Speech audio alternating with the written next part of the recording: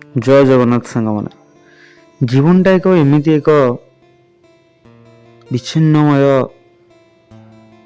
आउ तुमको भाविया भी मजबूर करदेव।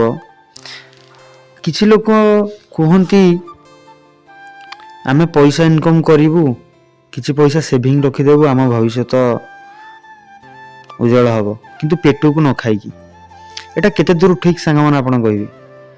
जदि आमको क्या भोक भी करना था आम के भी कौटी बाहर कौटी कम करते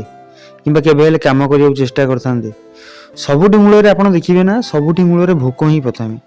यदि आम से पेट ही सब नाटक करुचे आम खाइबा कहीं डरवा तो खाइबा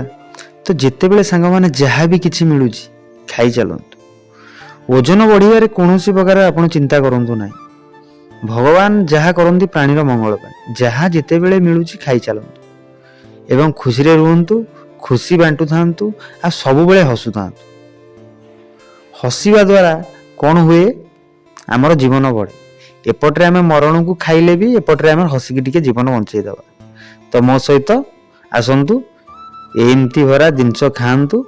एवं हसी दिंतु आ गोटे मीठा कमेंट करके जातु। जय जगन्नाथ।